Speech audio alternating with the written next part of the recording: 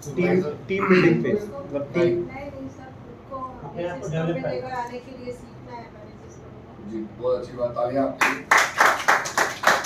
पहले खुद को बनाना है, खुद को बिल्ड करना है सिस्टम के अंदर। टीम तो बाद में बिल्ड करेंगे, पहले खुद ही नहीं सीखेंगे। मैंने अभी तो बताया हम क्या करते हैं, हम पहले खुद सीखते हैं, खुद लीडर बनते हैं, फिर अपने लोगों को बनाते हैं। दूसरा फेज है लीडरशिप फेज। लीडरशिप फेज क्या होता है, मैं पूरी डिटेल बताऊंगा ना, आपसे पूछना चाहता हूं क्या होता है लीडरशिप फेज। आप नहीं जब सीख जाते हैं फिर जो हम सीखे हैं वो अपनी टीम को सिखाएंगे। जी बहुत अच्छा। उसके बाद मैनेजमेंट फेज, ये मैनेज करना, टीम को मैनेज करना कि वो मतलब पहले एक बार शेयर कर दिया, दोबारा से कराना, लीडर्स को मैनेज करना, मतलब ठीक है। चलो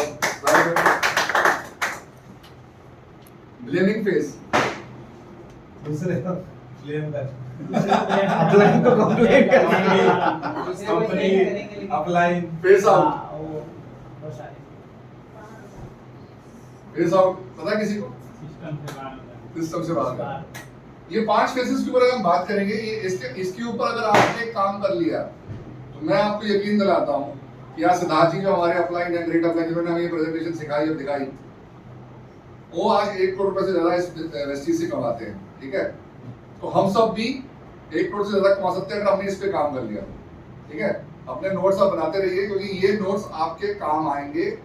क्योंकि जब आप इसको डुप्लीकेट करेंगे नीचे नीचे नीचे अपने डेप्थ के अंदर, अपने लोगों के साथ, अपने डाउनलाइन के साथ, तो वो आपसे फिर कभी दोबारा वो वाला सवाल नहीं पूछेंगे जो आप यहाँ से आज सीखे जाने वाले हैं। ठीक है जी। Yes sir. पहले फेज की बात करते हैं, बिल्डिंग फेज।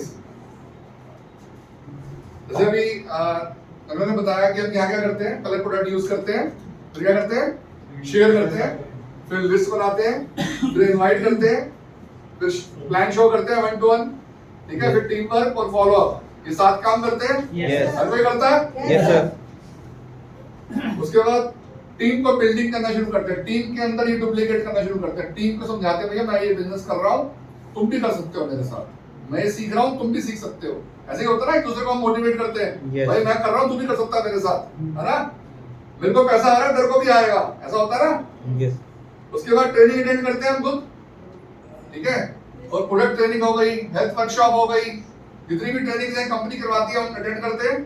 यस उसके बाद बिजनेस बिल्डिंग ट्रेनिंग, जैसे कि आप वीआईपी है, सब जानते हैं वीआईपी क्या है, वेस्टिज इनिशिएशन प्रोग्राम। जब वेस्टिज में हम जुड़ते हैं या किसी को जोड़ते हैं तो सबसे पहले बोलते हैं भैया वीआईपी अटेंड कर लो आप।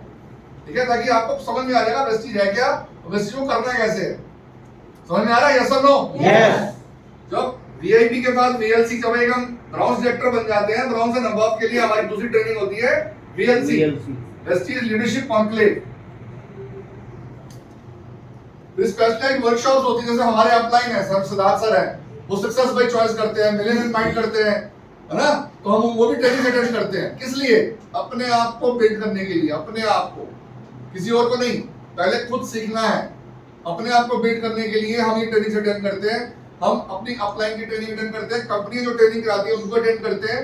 ठीक है, उसके बाद इसको रिपीट करते रहते हैं अपने अंदर ही, क्योंकि एक बार में, पहली बार में समझ में नहीं आता। जैसे मैंने वीआईपी करी, मुझे पहली बार समझ में नहीं आया तो मैंने दोबारा अटेंड करी, फिर मेरे साथ कोई जुड़ा तो उसने वीआईपी जाना था तो मैं उसके साथ दोबारा चला गया, तीसरी बार तो मेरे को भी समझ आना शुरू हुआ कि वीआईपी का मतलब क्या है, वीआईपी क्यों करनी चाहिए बार बार।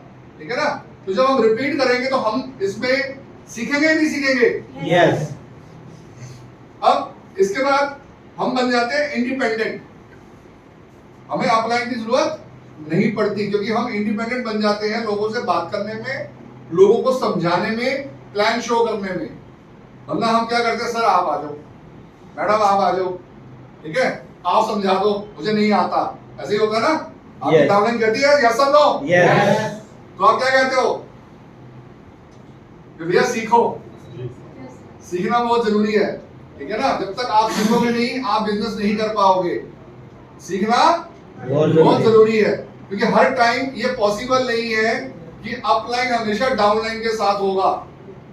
अगर आप किसी शादी ब्याह फंक्शन में कहीं गए हैं, आपका अपलाइन तो साथ नहीं होगा, आपकी अपनी रिश्तेदारी है, अपनी दोस्ती है, तो वहां पे अगर किसी को समझाना है और आप चाहते हैं कि समझाऊं किसी को, तो क्या समझा पाएंगे?